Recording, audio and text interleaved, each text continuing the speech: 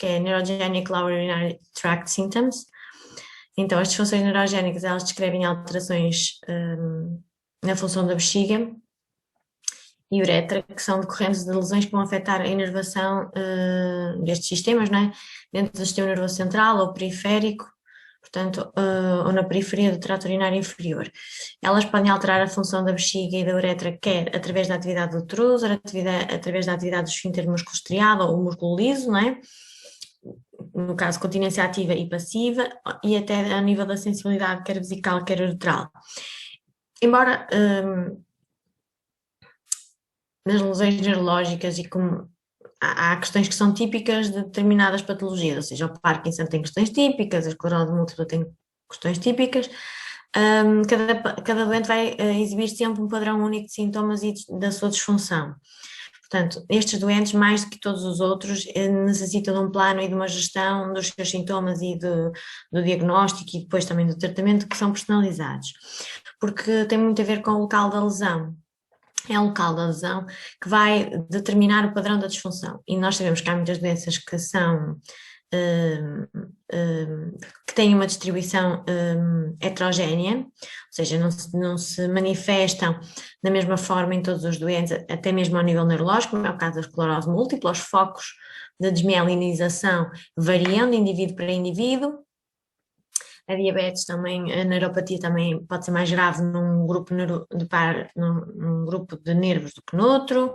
A paramiloidose é uma polineuropatia de pequenas fibras, tem uma sequência mais lógica de acometimento, não é? de afetação, digamos assim, se é que se pode usar este termo, mas também pode ter algum padrão que varia, nomeadamente em relação à gravidade da doença e à sua progressão, ao AVC também, uma série de doenças. Depois existem doenças que são mais estáveis e que o que é expectável do ponto de vista urinário também é mais estável, que são, por exemplo, iatrogénicas, ou seja, lesões medulares.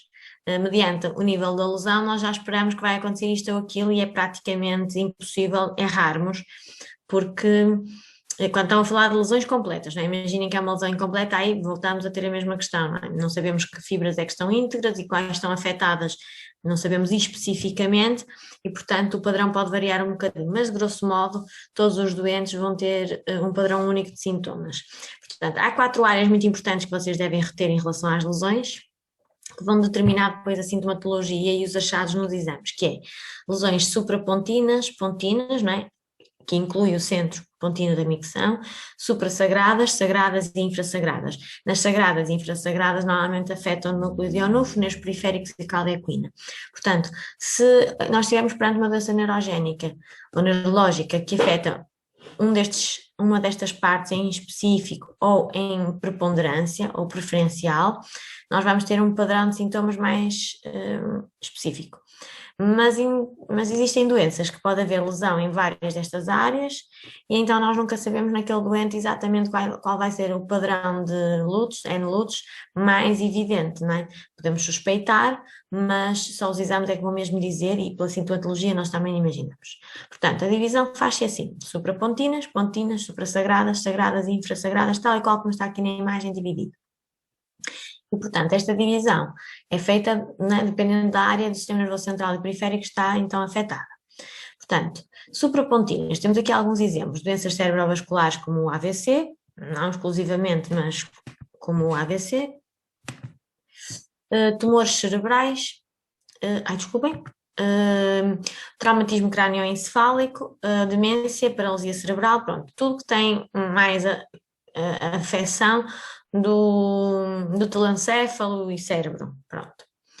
Disfunção, o que é que nós esperamos quando as lesões são então suprapontinas? A hiperatividade do trúser, ela ocorre com muito mais frequência porque deixa de existir o efeito ou o controle inibitório cortical que reduz o reflexo miccional. O reflexo miccional na realidade, ele está sempre a acontecer e é a nível sagrado, e o que nós temos é um controle cortical, sobretudo do córtex pré-frontal, mas também com envolvimento dos gânglios da base e da substância periacutal e por aí fora, que nós falamos já nas primeiras aulas, que estão sempre a fazer um controle inibitório, não é? Para permitir que só se vá à casa de banho quando for para nós voluntariamente aceite. Depois temos a coordenação de trusosfincteriana que pode estar comprometida, uma vez que os centros da coordenação pontina não estão afetados por esta lesão, a coordenação em função de trusosfincteriana ela está preservada, portanto não é expectável que exista uma dissinergia nestes doentes. Portanto, estes doentes que têm lesões que são acima da ponte geralmente desenvolvem uma bexiga neurogénica com uma diminuição da acomodação, e também podem desenvolver então a hiperatividade do trúser. É isto que é mais ou menos expectável nestes doentes. Em lesões suprapontinas, como estávamos a falar, espera aí que eu tenho que dar aqui entrada a uma menina. Então, temos a perda da ação inibitória superior, e portanto é expectável encontrarmos contrações involuntárias do detrusor, ou seja, hiperatividade, isto é, contrações involuntárias do detrusor é o achado aerodinâmico, e em termos de diagnóstico ou clínicos, o que nós vamos ter é hiperatividade vesical e incontinência urinária de urgência. O que é que está habitualmente assegurado? É a sinergia vésico-esfinteriana, portanto, porque há integridade entre os dois centros, pontina e sagrado, porque a lesão é suprapontina, é antes da ponte, e portanto, à partida não é expectável também um mau esvaziamento vesical. A sensibilidade pode estar normal ou ligeiramente diminuída, mas à partida também podemos pôr um check, esta função está mais ou menos conservada. Nas lesões pontinas, aí são questões muito específicas. É o Parkinson, o sistema de atrofia múltipla ou o Shy-Drager, e a esclerose múltipla, que podem afetar esta zona. Portanto, na ausência da esclerose múltipla, quando nós temos alterações que são do padrão pontino, suspeitamos sempre entre o Parkinson e o sistema de atrofia múltipla, o MSA. E o urodinâmico é o único exame que consegue distinguir entre Parkinson, que está mal escrito, so sorry, e o MSA. Portanto, qual é a disfunção que nós esperamos quando a lesão é pontina? São alterações no armazenamento e também no esvaziamento. Portanto, vamos encontrar alterações quer numa função, quer noutra, porque o centro pontino da micção é um centro regulador e, portanto, se ele está afetado, vai estar desregulado o ciclo miccional inteiro. Então, nós podemos esperar hiperatividade do trúsor neurogénica e sempre que nós temos uma patologia neurogénica de base que pode provocar alterações urinárias e detectamos hiperatividade, não é hiperatividade neurogénica, não é? Porque ela tem uma causa, nós sabemos qual é. Podemos ter em concomitância hipoatividade do trúsor, isto às vezes é um conceito que pode ser um bocadinho difícil de perceber, mas a realidade é esta. Durante o enchimento, o trúsor contrai-se de forma involuntária e anómala, sem controlo voluntário, e durante o esvaziamento, quando deveria de contrair com um início de controlo voluntário, né, a pessoa autoriza-se a urinar, não é capaz de elicitar as fibras motoras para essa contração e não é capaz de desencadear o reflexo miccional, ou seja, se durante o enchimento o trúsor trabalha demais, no esvaziamento ele trabalha de menos, ou não trabalha de todo. Temos dissinergia do esfíncter e do trusosfincteriana, e temos muitas das vezes relaxamento do esfíncter externo, ou seja, uma incontinência por uma alteração ali a nível do estriado. Então, lesões suprassagradas. Traumatismo vertebromedular, esclerose múltipla, pronto, a PAF também pode ser. Disfunção, hiperatividade do trúsor, e reparem que ela está presente em todas, portanto não é por ter hiperatividade que vocês vão dizer, isto é uma lesão, não sei onde, não. Dissinergia vesicosfincteriana e a perda da sensibilidade, porque se há uma lesão sagrada, não é? Nós depois vamos ter diminuição das aferências. Então, lesões suprassagradas, temos tudo alterado, não sei se repararam que é diferente das suprapontinas.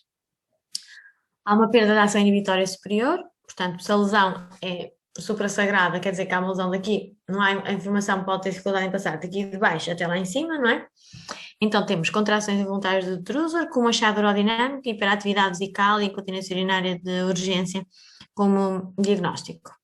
Temos a dissinergia vesicosfincteriana, porque há uma perda da coordenação entre a bexiga e os esfíncteres, e há um esvaziamento vesical incompleto e um risco de pressão sobre o trato urinário superior. Portanto, estas situações são um bocadinho mais graves.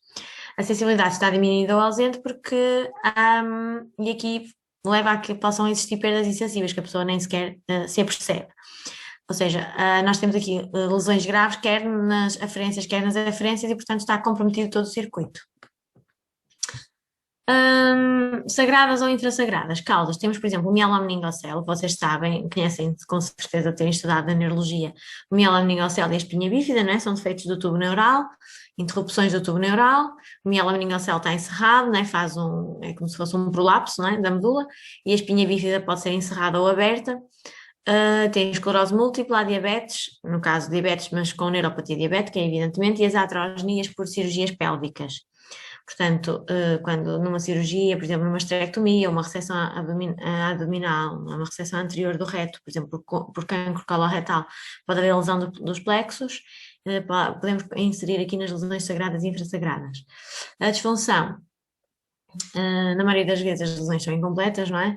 Mas o que temos é detrusor hipoativo, ou seja, uma dificuldade extrema de esvaziamento. Estes doentes, muitos deles, a grande maioria, têm que fazer cateterismos intermitentes. Alguns podem não conseguir urinar de todo e ter que fazer cateterismos a todas as micções, outros podem ter um regime de cateterismos apenas para auxiliar esvaziamento e fazem apenas algumas vezes ao dia, por exemplo, só de manhã e à noite. Pronto, depois isso é gerido doente a doente. Têm alterações da sensibilidade e muitos destes têm que urinar por horário porque não sabem quando a bexiga está cheia. E normalmente a uretra tem a função conservada.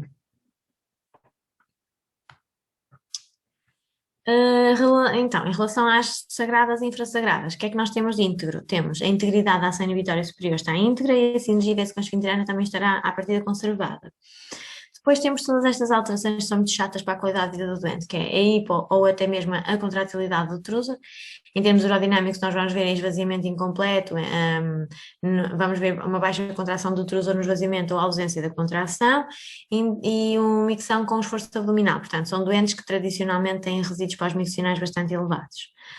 A sensibilidade diminuída ou ausente, ela prende-se então pela lesão das aferências, não é?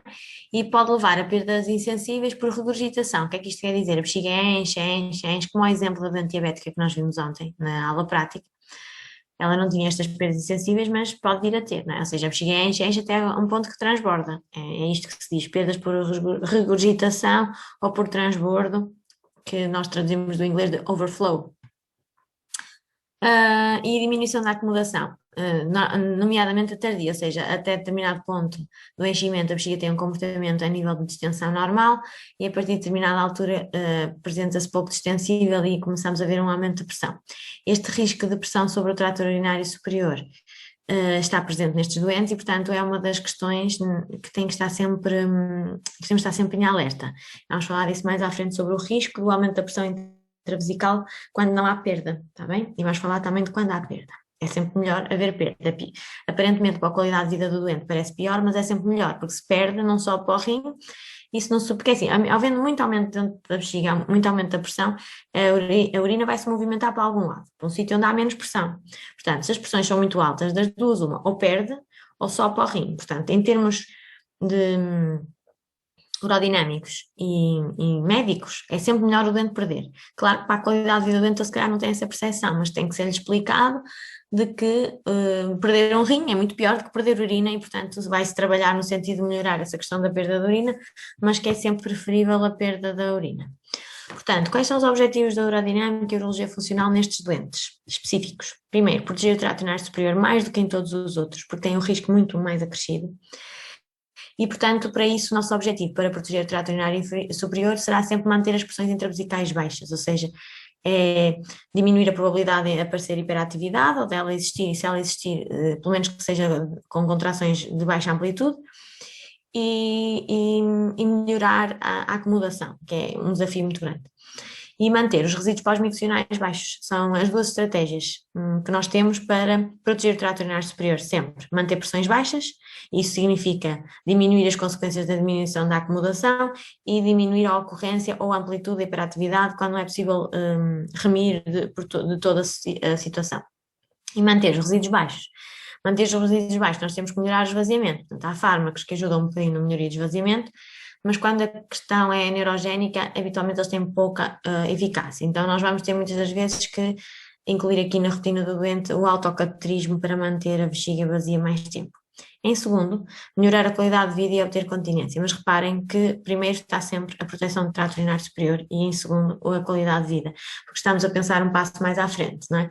Porque se nós pensarmos na qualidade de vida imediata, podemos estar a pôr em risco a qualidade de vida do doente a longo prazo, porque se ele perde os rins, além de ter uma doença neurogénica que eventualmente até pode ser evolutiva e até muito incapacitante, vai também ter que entrar num processo de insuficiência renal e quem sabe diálise peritoneal ou hemodiálise, e isso seguramente é uma diminuição da qualidade de vida brutal para qualquer indivíduo, mas para um indivíduo portador de uma doença neurológica a este nível, que tem este tipo de afecção, portanto é grave, é muito mais ainda. Portanto, nós nunca pensamos na qualidade de vida imediata nestes doentes, é assim a longo prazo sempre.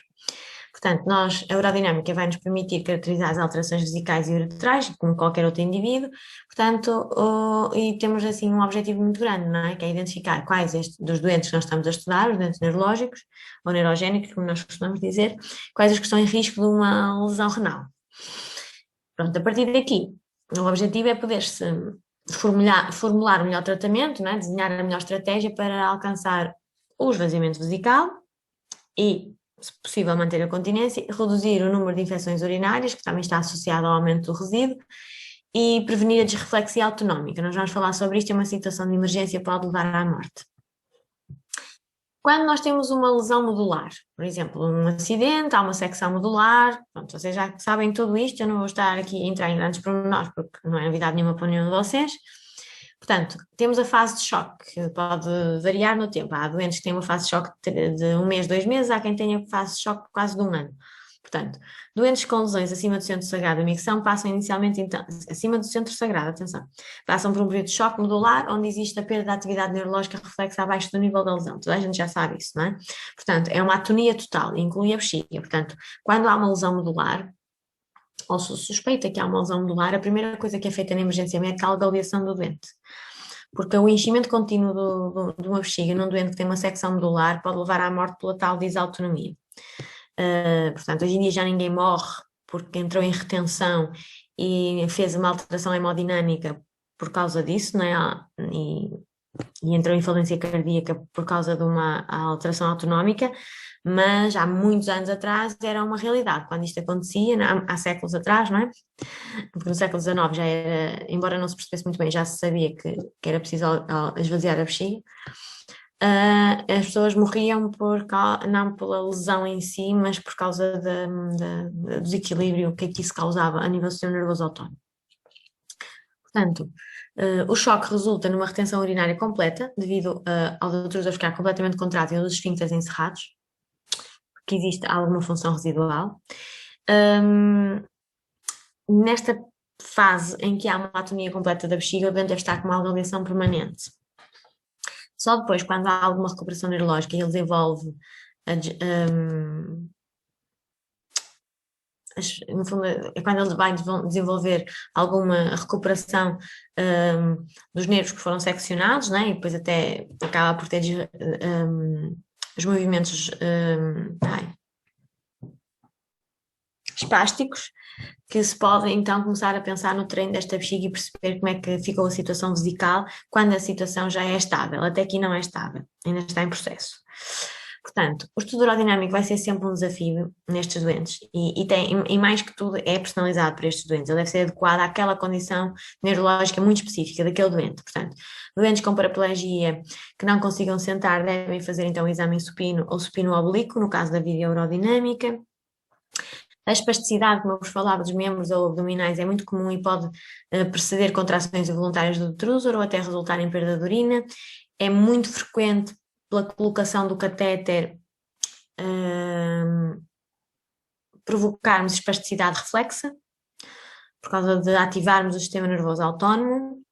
A impactação de fezes, porque estes doentes também podem ter, também têm uma alteração na evacuação, influenciam a função vésica ou artérica e por isso o intestino deverá ser limpo previamente ao exame.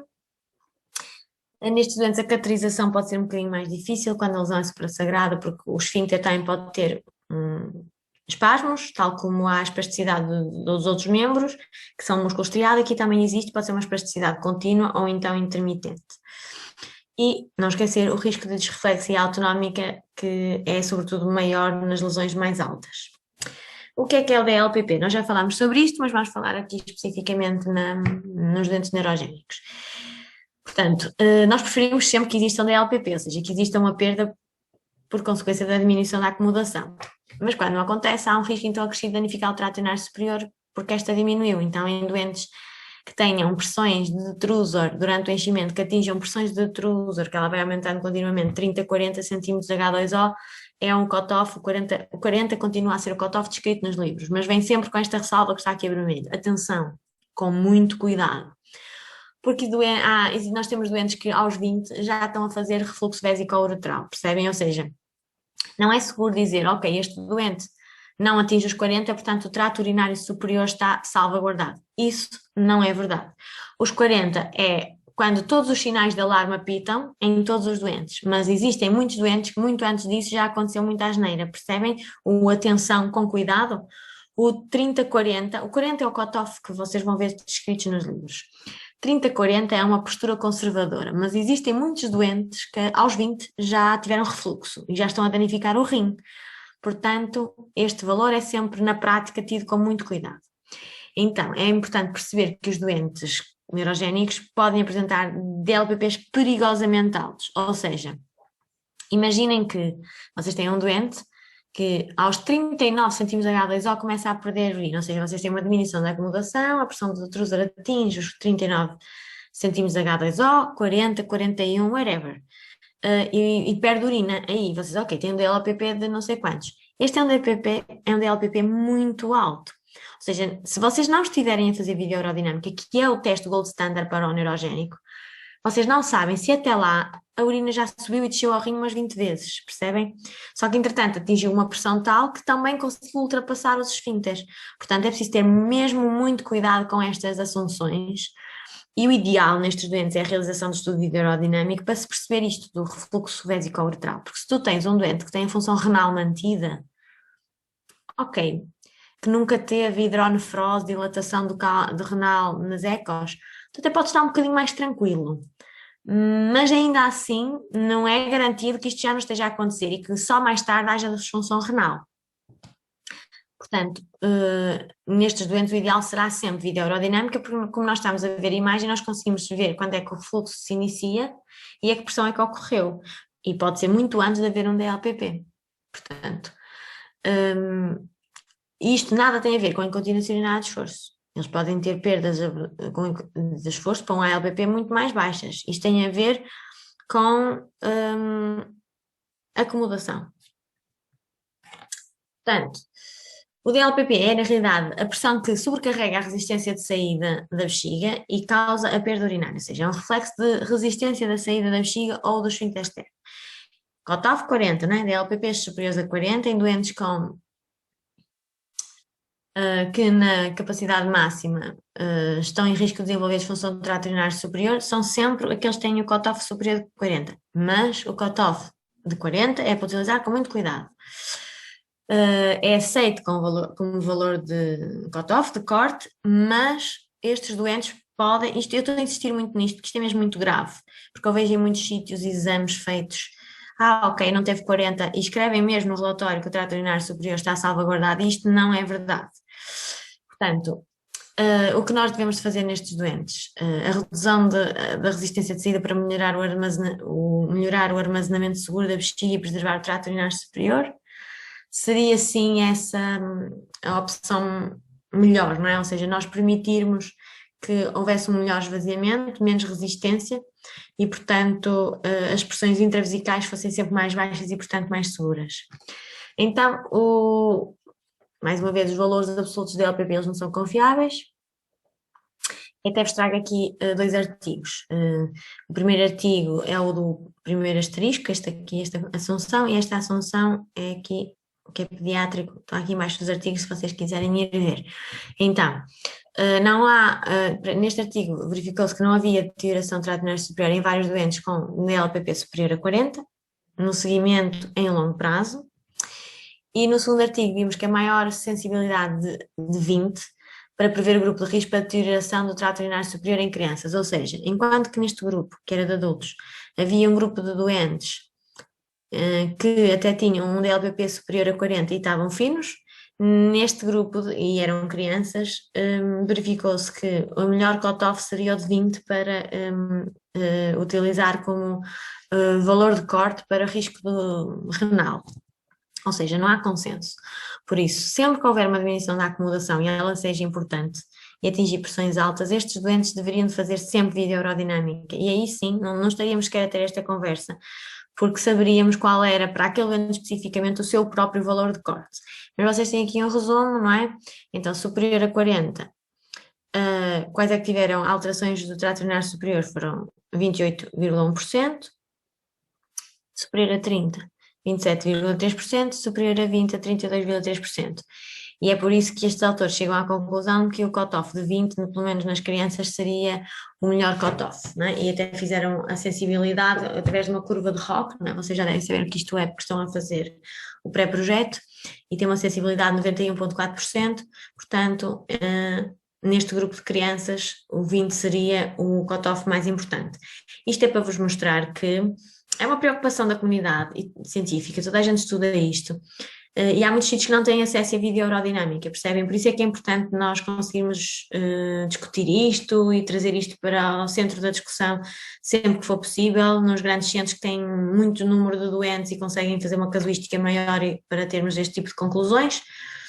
Porque vocês têm que perceber que, por exemplo, em Portugal continental atualmente faz-se videoaerodinâmica em dois sítios, em dois centros, e se vocês forem para países com um bocadinho menos de recursos, e eles estão aqui ao lado, nas portas ao lado, não é preciso ir para muito longe, estou a falar mesmo dentro da Europa, é capaz de haver países com o dobro da população de Portugal, têm um único centro a fazer videoaerodinâmica, percebem? Portanto, estes cutoffs vão ser sempre necessários. Nos sítios onde existe videoaerodinâmica, estes doentes deveriam fazer sempre videoaerodinâmica, ou pelo menos para se estabelecer o risco para o trato urinário superior e perceber exatamente como é que é a alteração urinária do ponto de vista neurogénico, e depois eventualmente fazer, nos casos que se prendam necessários, urodinâmicos de controlo em períodos estabelecidos especificamente para cada doente, mas como acesso inicial ou sempre que há alguma alteração deveria ser a vídeo.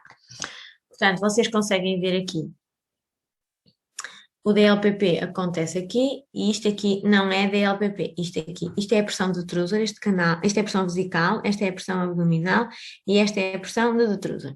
Imaginem que a perda ocorre aqui, esta perda não é por hiperatividade, é uma perda por DLPP, ou seja, é associada à pressão. Se a perda ocorrer durante as contrações, né, estas deflexões positivas com grande amplitude, neste caso elas até chegam quase aos 100, é perda pela hiperatividade. E, portanto, as observações xistométricas, não é, na neurodinâmica, elas devem ser subclassificadas e diferenciadas de acordo com a presença de contrações involuntárias do neurogénicas, não é? E não deve-se confundir isto com isto, não é a mesma coisa. Então, o DLPP, uma parte da avaliação sistométrica de crianças e adultos com adultos para ajudar a prever, ou seja, faz parte. Prever e prevenir serve como valor preditivo nas perturbações do trato urinário superior. Devemos fazer, através deste valor, ou com base no DLPP, a discriminação em doentes de alto risco para o trato urinário superior, e não deve ser nunca usado como único parâmetro para decidir terapêuticas invasivas. Imaginem, por exemplo, uma cistoplastia de aumento, não é? Um aumento da bexiga artificial com intestino, ou então o corte cirúrgico do esfíncter, que é a esfincterectomia. Num dos casos, no aumento da bexiga, o objetivo é melhorar a acomodação, aumentar a acomodação, porque se a bexiga for maior, vai conseguir acomodar mais pressão, e porque o tecido que se vai colocar no aumento, que é tecido de intestino, é mais distensível, não é? A esfincterectomia para melhorar o esvaziamento. Imaginem que o esfíncter nunca relaxa, o objetivo é cortar, normalmente é às 9 e às 13 horas, cortar o esfíncter por forma a manter aquela bexiga aberta. Todas têm consequências, a esfincterectomia tem um risco muito grande para a incontinência. Porque depois ficamos só a contar que a continência é passiva e não doente neurogénico, né? Em relação ao DLPP, os fatores que podem prever alterações do trato urinário superior, então, a acomodação da bexiga, já sabemos, o volume em que ocorre a perda, o volume de enchimento, não é? Se é muito precoce ou se é mais tardio, quanto mais tardio melhor. A duração e a amplitude de contrações do detrusor, isto já tem a ver com hiperatividade, ou seja, se elas existem, porque podem existir de forma concomitante, não é? e se são muito duradouras, e se são muito amplas, e o volume obtido pelos cateterismos intermitentes. Estes fatores todos é que nos vão ajudar a prever o risco para o trato urinário superior. Portanto, não esquecer que o DLPP tem uma baixa sensibilidade no cutoff tradicional de 40, a sensibilidade ficou demonstrada que é maior para 20, mas ainda assim continua a ser o 40 o cutoff descrito na literatura e nos livros. Sempre com aquela história do cuidado. O que é a disreflexia autonómica? Então, nós temos aqui, imaginem uma lesão alta, não é? A disreflexia autonómica é um output simpático exagerado, é uma exacerbação simpática, que vai ocorrer em resposta a um estímulo autonómico nocivo abaixo do nível da lesão. E a lesão nodular, normalmente acima de T6, portanto, são lesões altas, né? Manifesta-se então como hipertensão associada à bradicardia, cefaleia, hipersudorese profusa e rubor acima do nível da lesão. Vocês veem aqui a imagem do bonequinho, o doente muda mesmo de cor. Fica vermelhinho para cima e muito branquinho para baixo, no nível da lesão. É giro. Mas não queiram nunca ver, porque vocês têm que atuar muito rapidamente para não haver uma paragem. Portanto, existe mesmo um protocolo de atuação, é parar de imediato a infusão, porque a disreflexia autonómica é provocada pela distensão vesical, ou seja, porque nós estamos o enchimento é do domínio simpático. E o que nós vamos fazer ao encher a bexiga é exacerbar a supremacia simpática sobre a parasimpática e provocar então a disreflexia. Ela pode ser provocada pelo enchimento natural, né? Como vos disse, até mesmo pela fase de choque, e no dia a dia do doente, se ele não tiver cuidado a esvaziar a bexiga, sobretudo doentes com lesão acima de T6, evidente. Mas nós, como estamos a encher no hospital de forma artificial, ainda por cima estimulamos demasiado, colocamos um catéter, podemos mesmo provocar a disreflexia autonómica. Estes doentes têm que fazer o exame, sempre com o carrinho de emergência o mais próximo possível, e monitorizados continuamente para a tensão arterial. Ou seja, se não tiverem um aparelho, um Dinamap que faça controle da monitorização de 1 em 1 minuto ou no máximo 2 em 2 minutos, têm que ter uma pessoa a medir manualmente. Nós utilizamos o Dinamap, não é?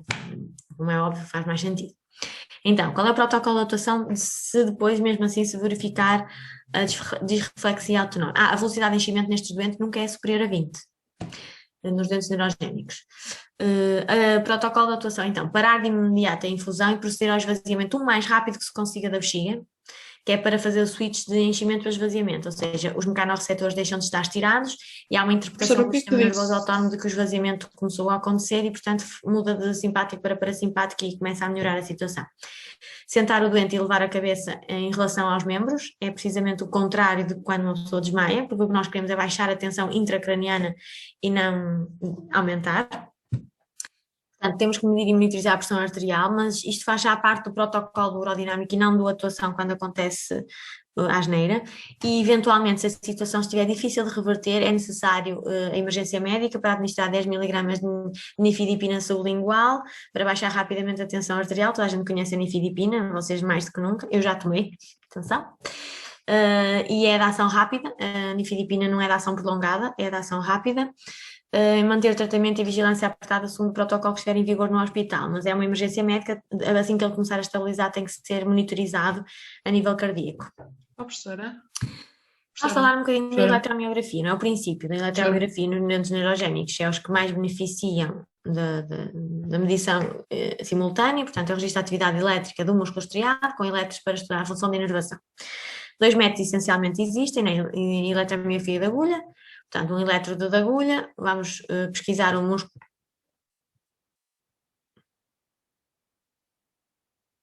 Não vos ouço, mas vocês ouvem.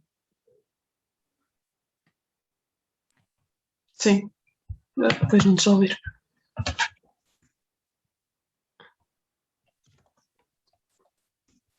E porquê? Então, Daniela, coloca a dúvida aqui, porque eu não sei porque é que não vos estou a ouvir. Estou com o som do PC, sim, mas deixa-me verificar, espera aí um bocadinho. Só um bocadinho. Sim, está tudo ligado.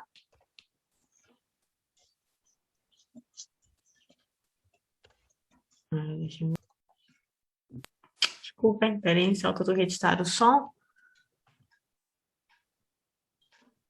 Ou falem, um de vocês que fala agora, por favor. Estou. Olá. Não? Não? Não.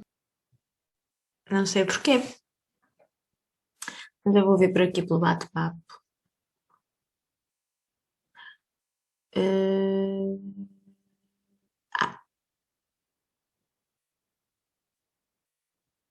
Qualquer coisa superior a 20, pois, não sei. 20 é assim, as duas vezes que eu falei em 20 é o cutoff de 20 em vez de usar o cutoff de 40 para o DLPP.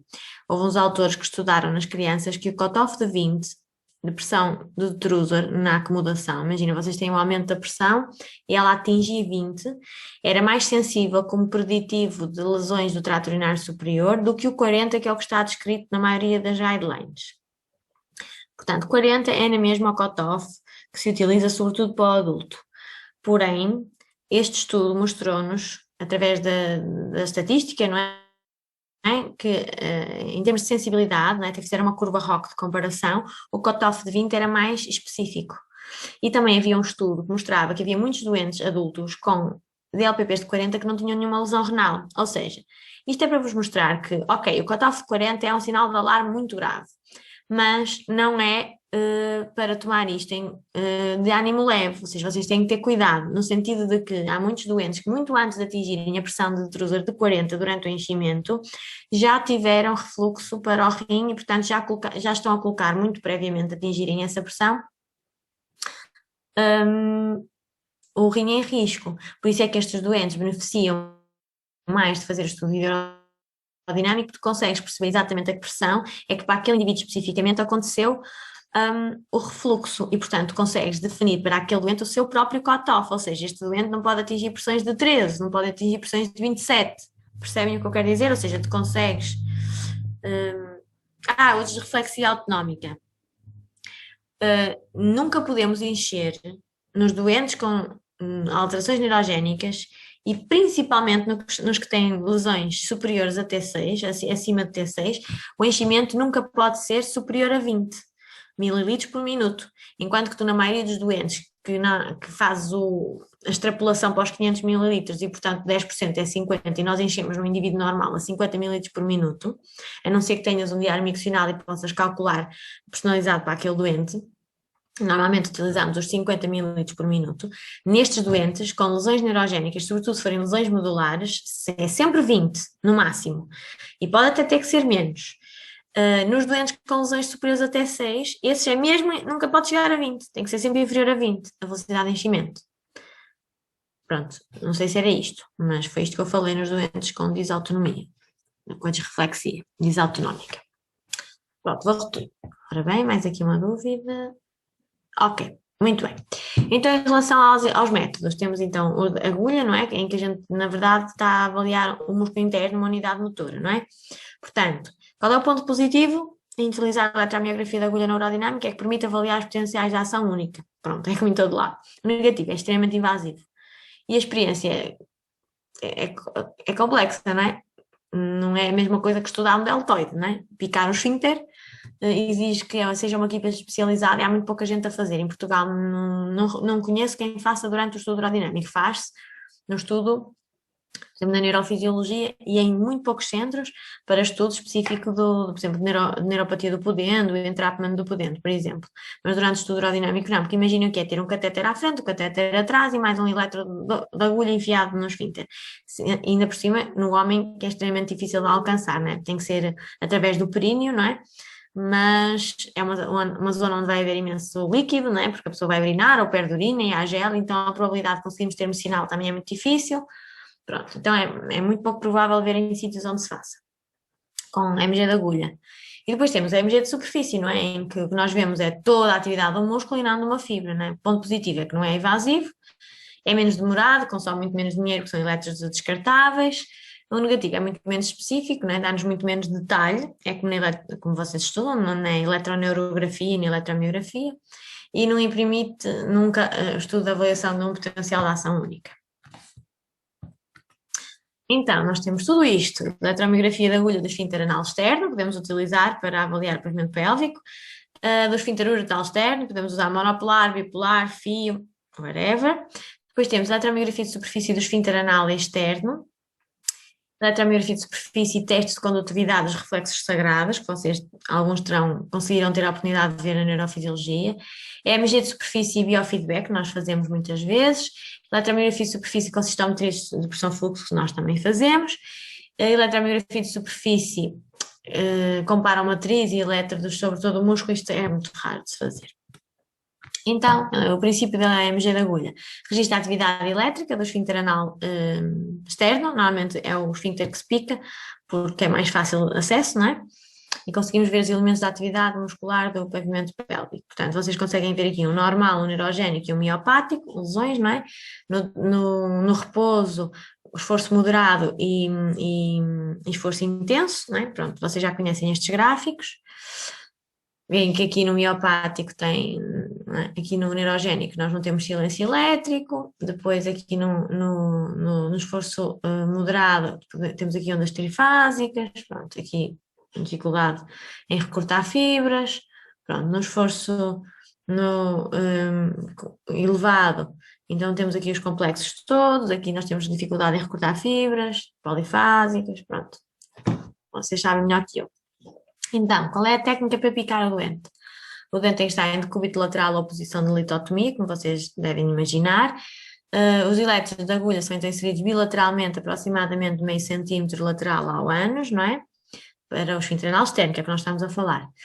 E então fazemos o normal que se faz em qualquer músculo, avaliação durante o relaxamento máximo, durante a contração ligeira do pavimento pélvico, durante a contração voluntária máxima ou durante o enchimento da bexiga artificial, né? Durante o estudo urodinâmico.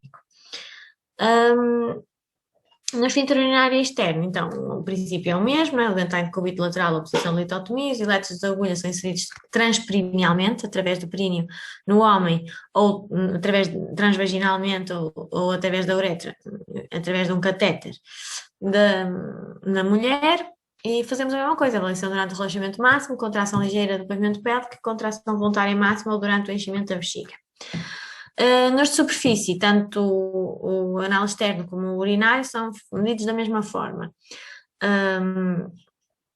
Pode ser através de elétrodos ou de sonda, ou até elétrodos em cone.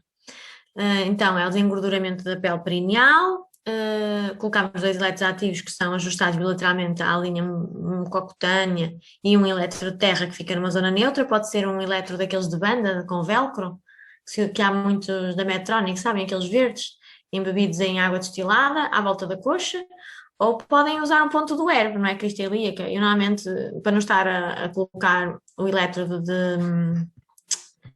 de fita, de velcro, o que eu faço é utilizar um elétrodo de superfície normal, não é o terra, mas coloco no ponto de herbo. E pronto, avaliamos o repouso e a atividade, não é? É o repouso versus contração. Portanto, então, os reflexos sagrados, qual é o princípio? A estimulação do nervo pudente, vocês têm aqui o exemplo, no homem e na mulher, para a indução da contração do pavimento pélvico e a avaliação do reflexo bulbocavernoso, clitoral. A técnica, então, estimular utilizando o elétrodo dorsal na base do pênis ou no clitóris. Isto na neurofisiologia faz-se, mas no homem. Não, na neurofisiologia lá do hospital, acho que eles até só fazem ramo sensitivo. A resposta registada com elástico de superfície ou de agulha na região do esfíncter anal ou músculo bulbocavernoso. Normalmente pode ser mais fácil até registrar no bulbocavernoso. E depois temos os EMG de superfície e o biofeedback. Por exemplo, isto são biofeedback. Isto é exemplo de algumas sondas. Até vos podia ter mostrado aqui, mas não pus. A que nós temos lá no hospital que é muito melhor que esta. Estas só têm um cátodo e um ânodo. São de 4 marcas diferentes. Mas nós temos lá no hospital agora uma que tem 24 pontos de estimulação e de registro, é espetacular, conseguimos medir muita coisa. Portanto, quando nós estamos a fazer biofeedback, o doente é instruído a contrair e relaxar, não é? Estão a perceber aqui? Aqui foi pedido ao doente para contrair o pavimento pélvico, a eletromiografia registra, depois é pedido para relaxar e assim sucessivamente, não é? E aqui tem um exemplo também num gráfico, pode ser assim, não é? Pode ser em livre ou pode ter um obstáculo que a pessoa tem que ultrapassar e podemos até, imaginem, pode-se usar no adulto, mas normalmente usamos este ambiente na pediatria, ou ambientes deste género na pediatria, por exemplo, o peixinho é a eletromiografia, não é? E depois tem os obstáculos, aqui é a âncora, não é? Tem que subir a âncora, descer, é quase como se fosse a jogar Super Mario. Para as crianças ajuda um bocadinho. Pronto, em vez de vermos atividade elétrica, não é, o gráfico das ondas elétricas, estamos a ver apenas, não é, a contração, o relaxamento através da atividade eletromiográfica, mas o gráfico é um gráfico animado. Portanto, é MG de superfície durante a sistometria. Só uma pergunta aqui. Não, é todos a dizer que sim. Pronto, perceberam, acho eu. Princípio, registro de atividade muscular do pavimento pélvico durante o enchimento da bexiga, portanto, a mesma coisa, desengorduramento da pele perineal, das eleitos ativos, ajustar bilateralmente, portanto, ficam ali próximos ao ânus. Nós já falámos sobre isto nas boas práticas, né, como é que se colocavam os eleitos pela bilateromiografia. E o teste para perceber se está a registar é pedir à pessoa para contrair o ânus, digamos, se há atividade ou não. Então, em que é que temos de evidência? A eletromiografia é introduzida com base na opinião de especialistas e da plausibilidade. Não existe não faz parte do standard, não é? Não existe nenhuma evidência comparativa. E a eletromiografia de superfície, ela não pode refletir a função da uretra e da continência, ela só nos vai dar uma ideia de como é que é o funcionamento do pavimento pélvico.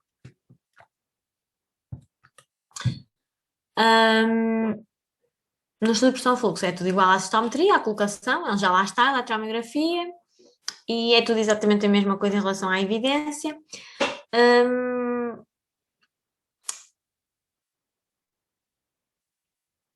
O que acontece é que na parte do estudo de pressão-fluxo é muito difícil nós percebermos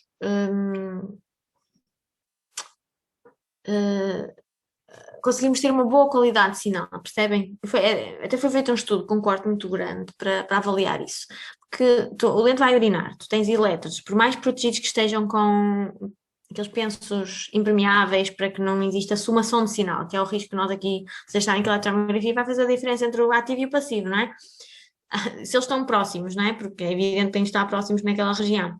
E passa ali um líquido condutor, muitas das vezes nós perdemos todo o sinal, não, fica uma confusão, não se consegue medir nada. Então, muitos não são interpretáveis, não é? E, portanto, a eletromiografia pode não refletir o relaxamento do esfíncter, não conseguimos ver se o esfíncter se contrai lá pelo meio.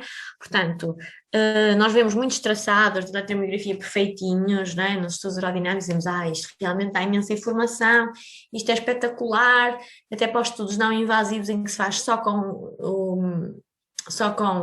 urofluxometria é fantástico, mas para conseguirmos 10 bons temos que fazer para aí uns 40. Portanto, o conceito do uso dos métodos de eletromiografia em urologia funcional, uroginecologia e fisioterapia é suportado por uma excelente base teórica. O atual valor da eletromiografia no diagnóstico é limitado, porque tem muitas limitações técnicas e a evidência mostra-nos que através da videoaerodinâmica nós conseguimos chegar às mesmas conclusões. Então, a eletromiografia, como é muito suscetível a artefactos e como é muito suscetível a dar falsos positivos, não pode desempenhar um papel de decisão no diagnóstico de alunos. E também não existem padrões normativos definidos. Então, pediatria agora, só assim um highlightzinho. Deixa-me olhar para as horas. Estamos dentro. A disfunção miccional é prevalente na prática da urologia pediátrica. Há sempre um viés subjetivo tanto da criança quanto do clínico. E há muitas vezes superposição de sintomas de distúrbios variados que dificultam imenso a avaliação da função miccional, e por isso é necessário muitas das vezes empregar alguns parâmetros objetivos. A urodinâmica invasiva não é um exame que deva ser pedido por rotina, como vocês devem imaginar, é só para os casos em que é mesmo necessário. Portanto, alterações de enchimento e as alterações de esvaziamento tal como no adulto, o que é mais frequente nas crianças? É a incontinência, por urgência, é o mais frequente, e a seguir a transborda, seja por não irem urinar. Existem depois outras causas, mas que têm uma prevalência muito menor. E a enurese noturna, vocês toda a gente aqui já deve ter ouvido falar da enurese, de crianças que fazem xixi até tarde na cama, é muito mais frequente nos meninos que nas meninas, pronto, e há aqui um padrão de não sendo normal, ser comum e ter uma resolução muito benigna. No esvaziamento temos a obstrução funcional e a obstrução mecânica. Pronto, a obstrução funcional é sinergias, ou então, quando estamos na presença de uma doença neurológica, quando não estamos disfunções miccionais. Até havia um senhor muito conhecido que era chamado Inman, que para os doentes que tinham, para os meninos que tinham por exemplo, uma bexiga que parecia neurogénica, mas eles não tinham nenhuma doença neurológica, ou seja, a bexiga o colo não abria, não é? Tinha todo aquele padrão de bexiga neurogénica, ele chamava isto de uma bexiga neurogénica não neurogénica, e como não faz muito sentido este nome, depois até ficou com o seu próprio nome, e nós chamamos isso síndrome de Inman, que é doentes que têm um padrão neurogénico da bexiga, mas que não têm nenhuma doença neurológica, é só muito local. E podem haver alterações mecânicas, desde a estenose, nas meninas é pouco frequente, mas nos meninos pode haver a estenose, pode haver uma coisa que é as válvulas da uretra posterior, que é uma situação muito benigna que se resolve facilmente cirurgicamente. Pronto. Os distúrbios funcionais que frequentemente resolvem-se espontaneamente, como é o caso da enurese, e, portanto, os estudos urodinâmicos, na maioria destas disfunções, vai acrescentar muito pouco ao diagnóstico, muito menos ao tratamento, não é? E, portanto, devem estar reservados para casos específicos. Em crianças entre os 4 e 7 anos é comum vermos sintomas que incluem incontinência de urgência e frequência aumentada, mas estes sintomas muitas das vezes são ignorados pela criança quando estão a brincar. Então, neste caso, não se vai fazer urodinâmica. A criança pode ser medicada para melhorar a continência e é uma questão que ela tem que aprender. Normalmente, depois da primeira infância, passa. Ou seja, se ela, quando está distraída, não tem episódios de incontinência, quer dizer que há ali uma questão cognitiva e emocional associada, tem a ver com a aprendizagem e provavelmente vai passar. As meninas podem exibir uma coisa que é um sinal Vicent Curtsy, que é estão sentadas e pressionam para não perderem urina, para não deixarem de brincar, porque sabem que vão perder urina, desenvolvem isto de forma inata, que é, estão sentadas de perna aberta no chão a brincar e depois encolhem uma das pernas e fazem pressão com o calcanhar na zona do períneo para evitar a incontinência secundária à hiperatividade. É engraçado. Os rapazes não há descrito que tenham desenvolvido nenhuma. Tem ali uma criança a espreitar. Olá!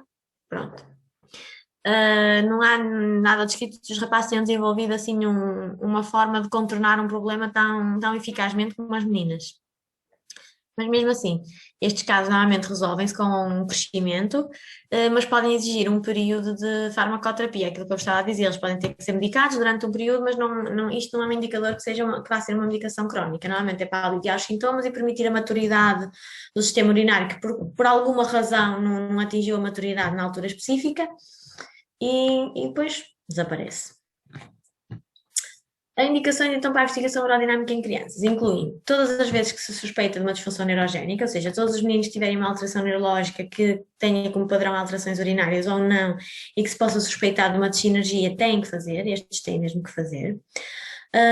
Imaginem que vocês têm doentes que numa ecografia se viu que havia um espessamento da parede da bexiga, ou seja, uma hipertrofia vesical, que se sabe que fazem refluxo vésico-uretral porque têm na ecografia, têm alteração da função renal, ou já fizeram uma CUMS, que é um exame de imagem que permite ver a bexiga e a uretra e rins, e sabemos que existe, ou então já sabemos que existe uma lesão do trato urinário superior, estes têm mesmo que fazer para despistar a disfunção baixa e quase de certeza que a alteração renal é por disfunção baixa, consequência de uma disfunção baixa. Incontinência urinária diurna que incomoda muito a criança e que não resolve com a terapêutica, ou seja, já experimentou antimuscarínicos, alteração de comportamento, restrição hídrica, tudo, e incomoda muito a criança e ela vai crescendo e não se vai vendo sinais de melhoria. Doentes sintomáticos com uma suspeita de uma neuropatia oculta, que há já ali uma suspeita de qualquer coisa, e uma enurese noturna que persiste além da idade que é utilizada como cutoff, não é?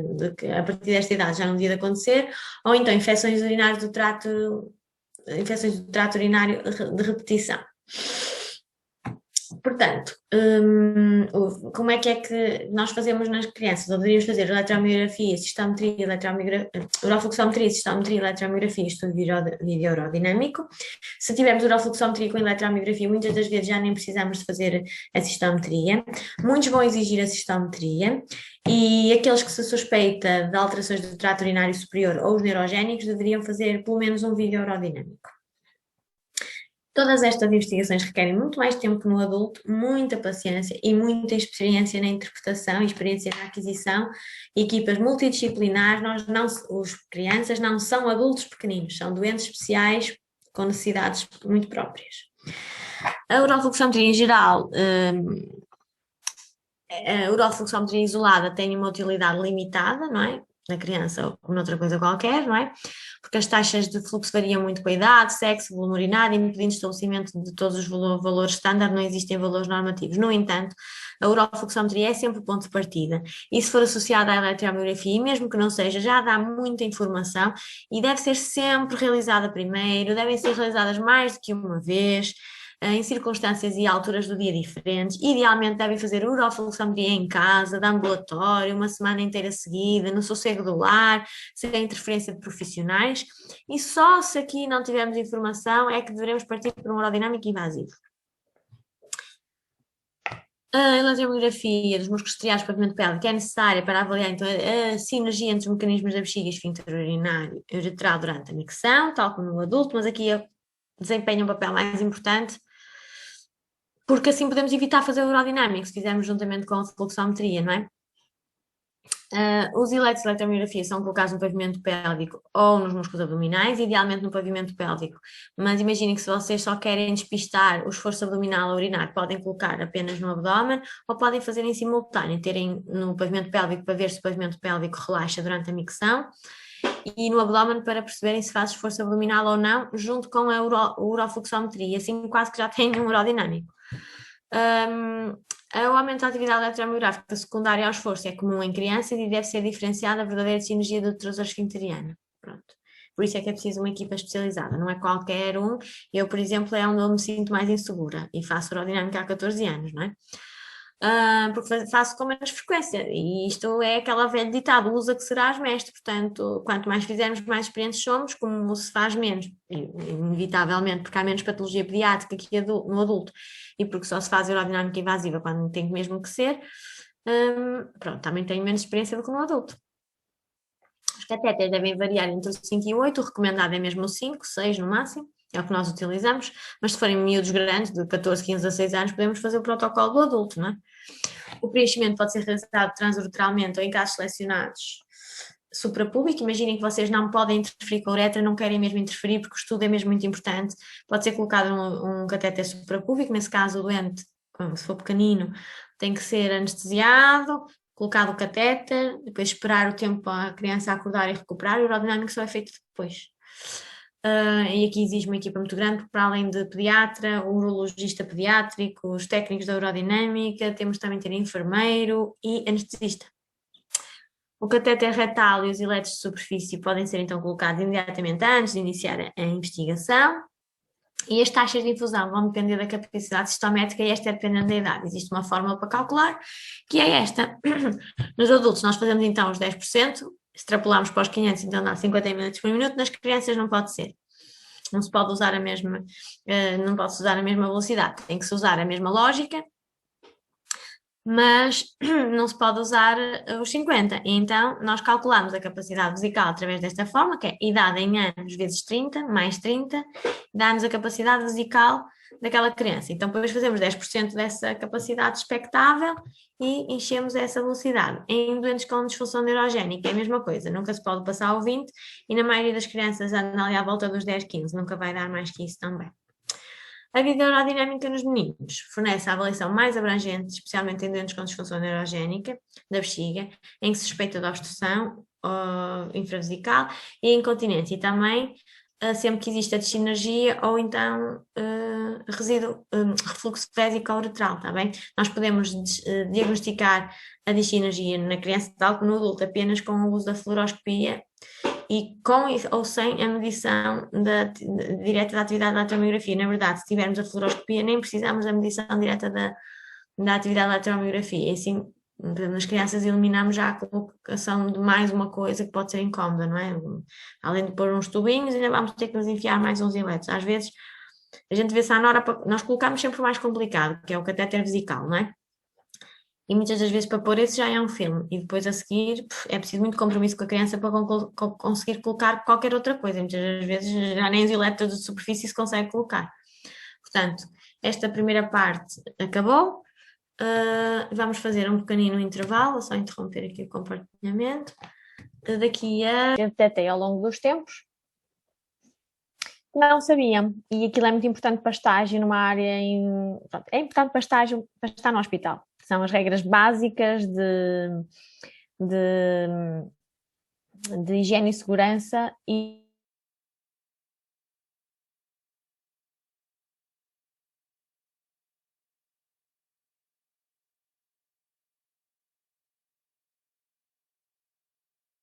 ai, isto desformatou tudo ao abrir aqui. Como assim? Vou ter que abrir outra vez. Está-lhe a dar aqui os 5 minutos. Não consigo sequer ler o que está ali escrito. Por amor da Real Santa. Avaliação normal. Exato. Olha. Pronto, está bem PDF. Seja por isso. Pronto, ok. Então, temos que saber os objetivos dos estudos aerodinâmicos, o que é que nos permitem ver, algumas questões da anatomia, sobretudo diferenças entre meninos e meninas, é importante saber. Da parte introdutória do módulo é isso. Mais, deixem-me ver. Vocês têm que perceber muito bem o que é o conceito de acomodação, perceber o que é, como se mede e o que significa, ou seja, que é a elasticidade da bexiga, não é? Que a bexiga deve encher a baixas pressões, tem que perceber esse conceito todo e saber calcular. Saber o circuito, não é? Do ciclo miccional, o que é que acontece primeiro, o que é que relaxa e contrai primeiro, não é? Como é que funciona, sinergicamente, qual é a ordem correta. Naturalmente, e não podia deixar de ser, tem que saber toda a inervação e o que é que está ativo e o que é que está ativado e desativado durante enchimento e esvaziamento, não é? A diferença entre o funcionamento da inervação parasimpática e simpática, a função da somática, isso tem que saber, é normal. Depois tem que saber durante o enchimento o que é que nós marcamos e quais são os resultados, ou seja, acomodação, sensibilidade e hiperatividade, e saber caracterizar quer a acomodação, quer a sensibilidade, quais são os resultados possíveis, a hiperatividade, que tipo de hiperatividade temos, o que é, não é? Tem que saber identificar, porque também podem aparecer gráficos em que vocês têm que identificar. Imaginem, tem um gráfico e tem ponto 1, ponto 2, ponto 3, ponto 4, né? E tem que saber os elementos que estão em cada um, não é? O que é que aquilo quer dizer? Pode ser desde uma tosse, não é? Para controle de qualidade, para ver a calibração, pode ser um artefacto de fala, pode ser um artefacto de ampola retal, pode ser um artefacto externo que não conseguimos identificar, um artefacto de bomba, pode ser uma hiperatividade, pode ser diminuição da acomodação. Pronto, tudo que podemos encontrar, não é, no relatório, vocês podem ter que eventualmente identificar. Depois tem que saber, nos testes não invasivos, também o objetivo de cada um, como é que se fazem. Pronto.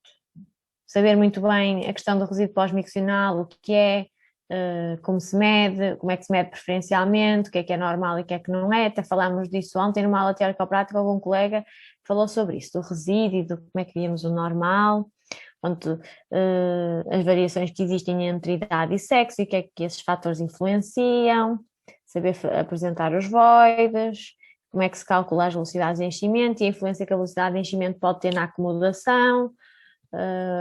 Pronto, os cut-offs todos que fomos dando, as fórmulas de calcular tudo, todas as fórmulas que demos, desde a fórmula para calcular a capacidade expectável numa criança, o BOI, o BCI, calcular a pressão do Truser, calcular a pressão uretral de encerramento, ou seja, o pre-closure, todas essas fórmulas que nós temos que ter presentes, saber interpretar os nomogramas, não é? Pode-vos aparecer um nomograma e vocês têm que escolher nas opções qual é a resposta àquele nomograma, não é? O que é que ele nos diz, qual é a opção correta, ou até ter que indicar se for no caso de uma resposta curta.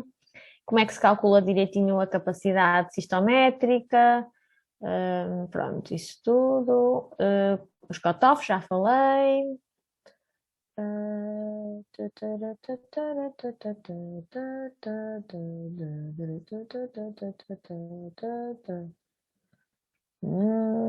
Controle de qualidade, qual é a ordem para começar um aerodinâmico, não é? Como é que se calibra tudo direitinho, a ordem correta, não é? Desde que se colocam os catéteres até que se inicia o exame, reconhecer artefactos. Imaginem exemplos, já a pessoa sentiu a X volume, a primeira sensação, patatá, patati, patatá, como se fosse a fazer um estudo. E vocês terem que dizer se ela é normal, hipersensível, hipossensível, pronto, essas coisas todas. Vão saber os cutoff do perfil da uretra. Saber quando eu digo fórmulas, tem que saber calcular. Vocês têm que saber calcular o BCI e o BOI, por isso é evidente que vão ser números redondos fáceis de calcular mentalmente, mas se for mais seguro para vocês, podem levar a máquina a calcular. Se sentirem mais, pronto, mais seguros. Pronto. Estudos videoaerodinâmicos, como é que se faz. Depois têm que saber obrigatoriamente aquelas questões que falámos hoje sobre as lesões pontinas, suprapontinas, sagradas, suprassagradas, e imagina patologias específicas, o que é que podem esperar? Imagina, podem vos dizer assim, no mielomeningocelo, podemos esperar certas alterações. Depois tem as opções todas, têm que saber o que é possível encontrar, sabendo que nos slides está lá muito direitinho o que é que está assegurado e o que é que está alterado mediante se a lesão é suprapontina ou infrapontina, e eu sou tão fixe que até diz nos slides meia dúzia de patologias que caem dentro destas áreas, não é? Que é para vocês não patinarem para aí fora, não venham dizer não me dizem que um AVC é uma lesão infrassagrada e eu tenho um ataque. É um AVC do rabo, da cauda equina. Pronto, mais, sei lá. Pronto, o DLPP e os dentes neurogénicos têm que estar muito bem estudados.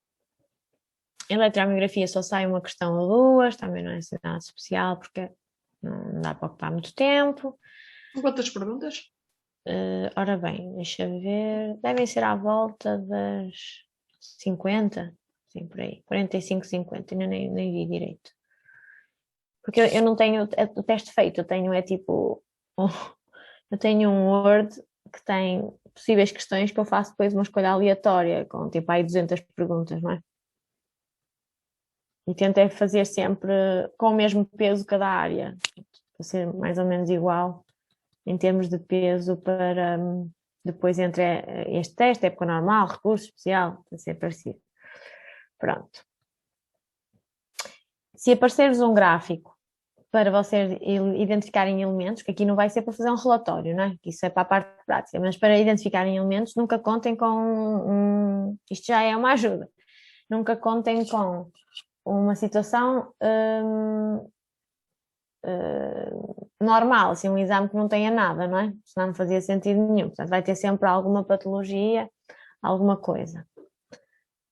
Pronto. E tem que saber identificar tudo muito direitinho. E pronto, acho que é isso.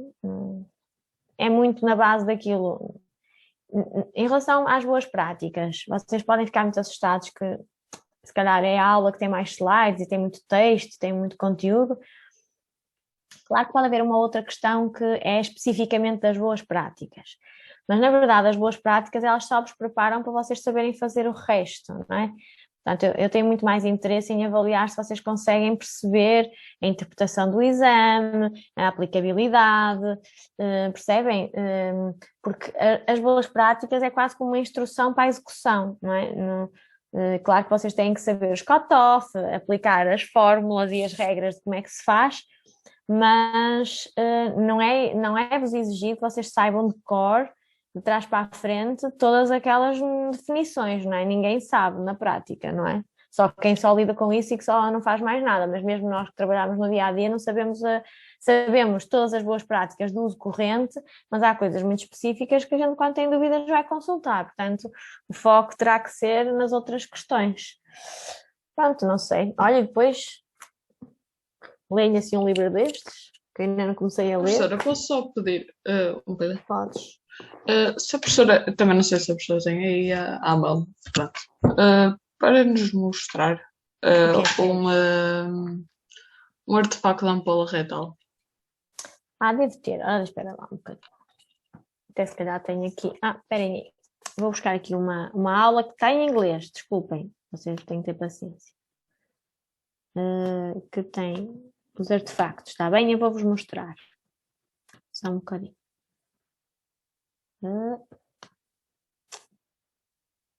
Que é só de artefactos. Teaching models, PPT. All artifacts and recognize and correct artifacts on aerodynamics traces. Tá aqui. Ok, vou eu já partilhar com vocês. Os artefactos são do sistema de fluid field, que é o mais comum. Então têm os movimentos do catéter, ou dobra do catéter, alterações da posição do doente, catéteres que são expelidos, catéter vesical expelido, catéter retal expelido. Quando fazemos o flush do catéter, e que também provoca um artefacto no traçado, quando a linha, em vez de estar aberta para o doente, está aberta para o exterior, ou neste caso aqui diz seringa, não é? Bexiga vazia e, portanto, uma resposta pobre. O catéter retal vazio, né? Com o balão vazio, portanto, baixa transmissão, e uma má resposta na tosse. Então, têm aqui, portanto, aqui estão a ver este artefacto aqui? É mexer ou dobrar o catéter vesical, parece um fuso do sono. Estão a ver? Pronto, e aqui é o abdominal, estão a ver? Este está no abdominal, este está no vesical. E depois os dois influenciam o detrusor, quase que parecem mesmo fusos do sono. Mas não está a dormir, a bexiga. É o catéter que dobrou. Depois, tem aqui isto é a abdominal, esta é a vesical, esta é o detrusor. E quem olha assim de repente, isto quase parece uma tosse, estão a ver? Mas na verdade não, é o tubinho que está dobrado. E é o vesical que está dobrado. E, portanto, provoca este pico assim e não acontece nada na abdominal. Isto não foi uma tosse, é uma dobra do tubinho.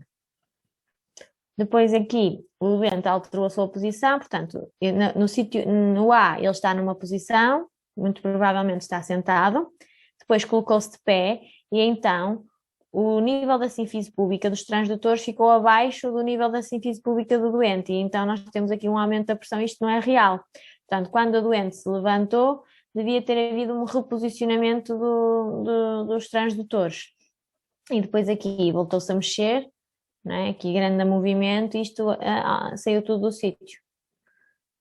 Isto é tudo pelo movimento do doente. Pronto. E confundo, não é? Acaba por estragar todo o traçado. E que reparem, imaginem, a pressão, ele aqui teve, isto é a contração abdominal, não é? Mas imaginem que isto era um evento clínico, esta pressão que depois medíamos aqui não é verdadeira, porque tem um incremento dele se ter posto de pé. Portanto, imaginem que vocês estavam a falar de valores de pressão de segurança, e atingiu os tais 40, estão a ver? Tinham que ter atenção que não é menos de metade disso, porque na verdade foi por uma alteração da posição, altera tudo. Aqui, esse exemplo não se punha porque o detrusor mantém-se igual. Mantém-se igual porque estes dois subtraem-se e anulam-se, portanto, depois em termos clínicos não vos vai ter assim nenhuma alteração, mas a verdade é que isto é um artefacto, isto não é nenhum achado, não é esforço abdominal, não é nada.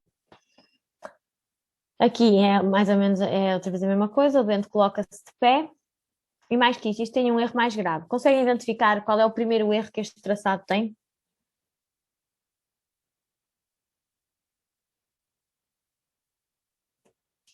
O doente inicia o exame com as pressões em zero. Em vez de fazerem o zero à atmosfera, fizeram o zero ao doente. Portanto, o exame já começou mal.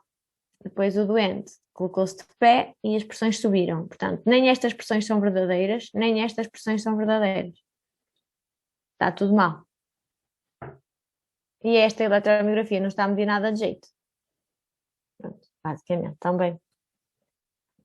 Aqui, mais uma vez, a alteração da posição do doente. Isto aqui é dobra dobra ou movimentação no catéter abdominal, sim. Aqui o doente coloca-se de pé. Pronto, e a pressão do transdutor só foi ajustada mais aqui abaixo. E mesmo assim, do meu ponto de vista, não foi ajustada corretamente. Aqui o catéter vesical foi expulso, estão a ver? Caiu. Provavelmente durante a micção, é frequente, ele aqui está direitinho, estão a ver aqui as tosses de verificação, entretanto ele cai e as pressões do detrusor vão todas à vida, ou seja, se vocês estiverem a fazer o exame na altura do esvaziamento, imaginem que depois tinham aqui a curva de esvaziamento, que seria aqui neste sítio que tem aqui, não é? Depois nunca iam poder dizer qual era a pressão do detrusor de abertura, qual era a pressão do detrusor no Q máximo, absolutamente nada, porque não têm catéter. Aqui também o catéter vesical caiu. E reparem, nós temos aqui o fluxo, é isto que eu estava a dizer. Por acaso neste temos pressão de abertura, que é aqui. A pressão de abertura foi de 15. Estão a ver? Deu para ver.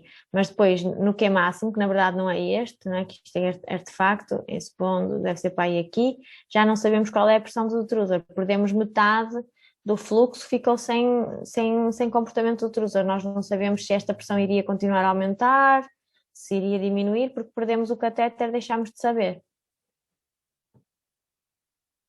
Pronto, aqui outra vez o catéter vesical caiu durante a micção e também temos a pressão de abertura, mas depois não temos mais nada. Portanto, imagina, este fluxo parece obstrutivo e quase de certeza que ele abre com 82, não é? Mas reparem, eu não sei que ponto atinge isto, se calhar aqui em cima até ultrapassou os 100, não é? Não faço ideia, porque a sonda saiu, não dá para eu saber. E depois já não dá para eu preencher o nomograma, porque o nomograma e o BOI utilizam todos o PDET ao Q máximo. Perdemos tudo. Teria que ser repetido. Aqui temos o catéter retal que cai durante o esvaziamento. Reparem, ele faz esforço abdominal, vê-se bem que é esforço abdominal, não há dúvida, não é?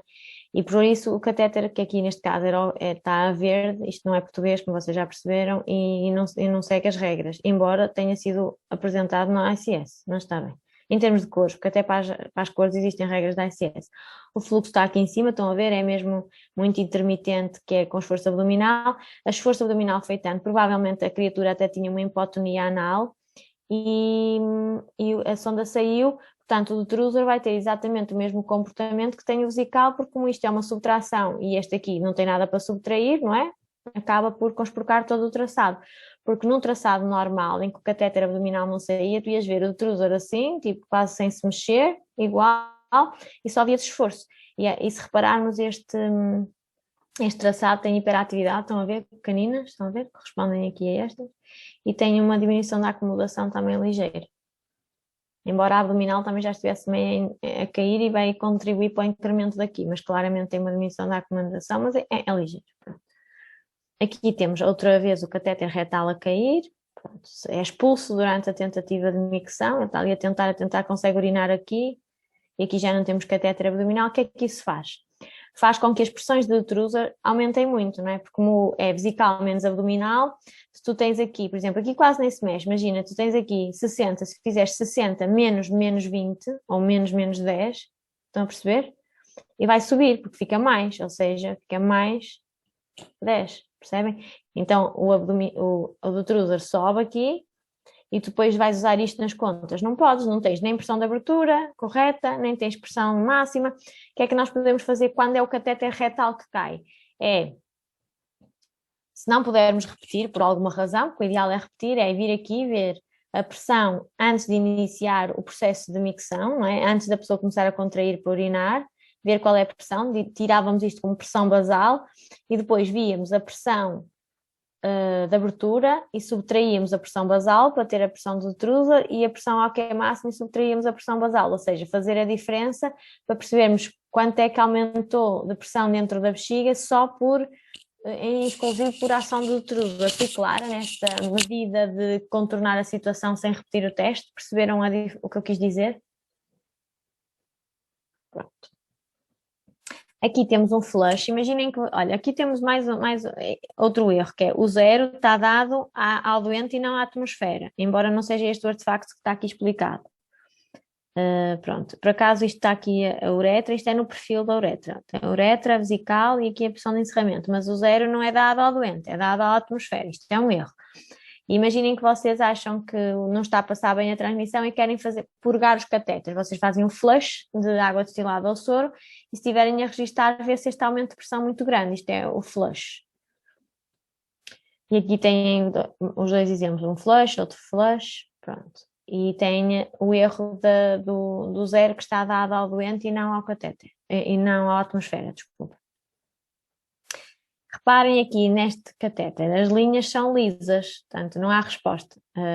O catéter está a tocar, muito provavelmente, a mucosa e não tem líquido que chegue, está a tocar a mucosa e então não mede. E por isso nós temos aqui esta pressão muito fraquinha, não transmite tosse, o detrusor fica negativo também. Depois nós puxamos ligeiramente o catéter para fora e fazemos um bocadinho de flush no catéter e ele quase como que salta, né? Está lá enterrado na parede da bexiga e salta, então já conseguimos medir as pressões reais e aqui já há uma resposta mais cabal. E aquilo que tu me perguntaste, Daniela, do artefacto da ampola retal, por exemplo, estas contrações que tu estás aqui a ver no abdominal, isto são contrações da ampola retal. Pronto, que muitas das vezes podem parecer hiperatividade. Claro que no detrusor vão ter um comportamento inverso, mas muitas das vezes confunde. Pronto, aqui então temos perda da transmissão. Pronto, é quase como se o balão escorregasse do sítio. E aqui foi reposicionado. Estão a ver o ponto em que o catéter é reposicionado? Muitas das vezes basta fazer flush. Se o catéter não se movimentou do sítio, foi só o balão que ficou vazio por alguma razão, basta fazer flush e que já dá. Se não, tens que reposicionar o catéter, mas vocês conseguem ver bem, né? Estava tudo aparentemente bem, as tosses mais ou menos, live lines, e de repente o abdominal cai por ali abaixo. Pronto, há mulheres e homens também que têm hipotonia de esfíncter anal, é mais difícil o catéter se manter lá dentro. As condições do exame também propiciam que haja um abaulamento do pavimento pélvico, portanto, fixar bem com o adesivo e, se for necessário, fazer flush. Se flush não for suficiente, então temos de reposicionar mesmo. Reparem que isto tem uma implicação direta no detrusor. O abdominal desceu, olhem aqui, e o detrusor subiu logo por aqui fora.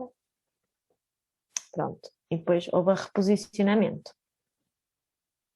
Mas se nós não reparássemos nisto, íamos dizer, isto tem aqui uma diminuição da acomodação, meu Deus, Jesus. Mas não pode olhar só para o detrusor, temos que perceber estes dois, não é? Que são, é através deles que obtemos o detrusor, portanto, nunca poderia ser uma diminuição da acomodação, porque a vesical está estável e a abdominal é que caiu. Aqui temos outro artefacto aqui temos a transmissão. Por acaso não é assim tão pobre. Aqui no A eles consideram que há um dampening vesical. Este está a medir menos que este. Claramente está. Esta mede menos e esta está a medir mais. É maior, esta tosse. Pronto, mas até está mais ou menos aceitável. Mas pronto. Para corrigir isto o primeiro passo é flush da linha, porque provavelmente se temos um dampening, qual é a principal causa de existir dampening? De atenuar o sinal. Exato. Então, fumba a água lá para dentro e pede-se outra vez para tossir e elas já estão praticamente idênticas. Agora aqui até a abdominal que mede ligeiramente menos, mas estão idênticas. Aqui outra vez um dampening e quando há dampening, aqui no caso é ao contrário, a abdominal que tem um dampening, depois nós vemos o resultado no detrusor, vemos aqui estas alterações. Estes traçados são mesmo feios, mas foi o exemplozinho que o Dancona arranjou quando deu esta formação. Pronto, e aqui então também temos um sinal abdominal fraquinho. Pronto. E aqui vocês veem este espiculado é o respirar do doente, que não corresponde à abdominal, ou seja, as live lines só estão visíveis na vesical e depois isto conspurca todo o sinal do detrusor e não só isso, diminui a acuidade e a confiabilidade do exame. Pronto, aqui foram alguns exemplos dos artefactos. Não sei se tem mais alguma questão. Obrigada, professora. Professora, vá com calma, peço desculpa, Viviane. Mas tens alguma dúvida? Eu posso-vos pôr esta aula no Moodle, mas ela não é minha. Mas posso-vos partilhar com vocês o PDF, se quiserem.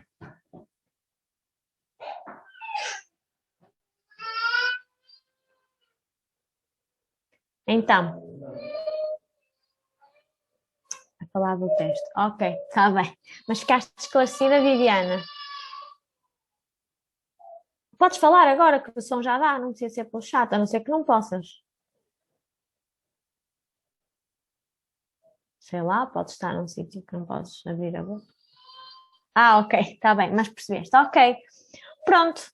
Eu dava por terminada a aula, se vocês não tiverem mais nenhuma dúvida. Não sei se querem perguntar mais alguma coisa. Pronto, ninguém se manifesta. Portanto, desejo-vos muita sorte